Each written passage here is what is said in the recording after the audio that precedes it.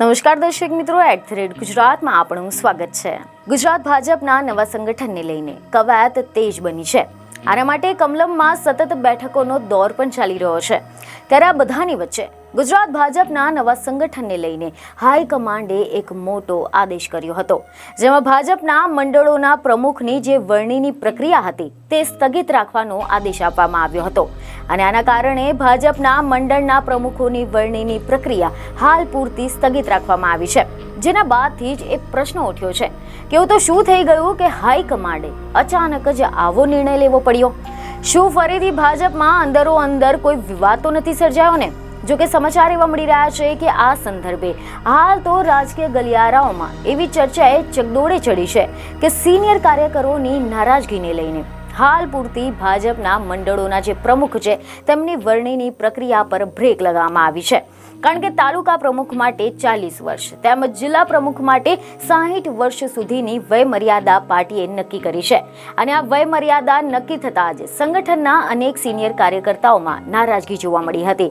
નવા સંગઠનને લઈને ભાજપ પક્ષ દ્વારા તમામ જિલ્લાઓ, તાલુકા તેમજ મંડળ કક્ષાએ નવા નિયમો પ્રમાણે શનિવારે અને રવિવારે ફોર્મ ભરવાની કાર્યવાહી કરવામાં આવી હતી। અને ત્યારબાદ તમામ જિલ્લાના ચૂંટણી અધિકારી તેમજ સહ ચૂંટણી અધિકારીઓને કાર્યકર્તાઓ સાથે રૂબરૂ મુલાકાત કરીને ઉમેદવારોની સેન્સ પ્રક્રિયા યોજવાની હતી।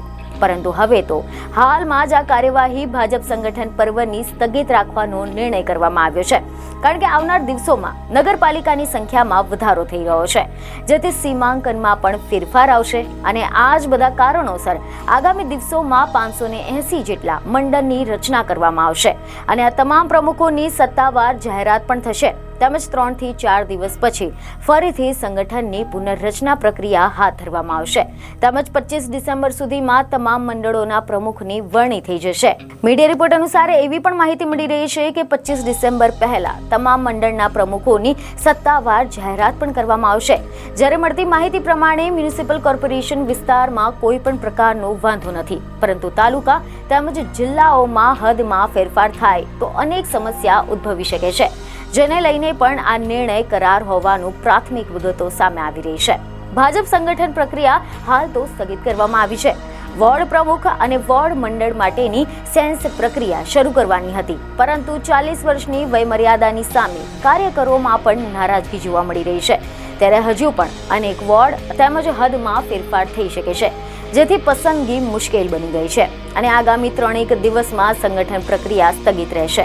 બીજને ખબરો સાથે ફરી મળીશું। ધન્યવાદ।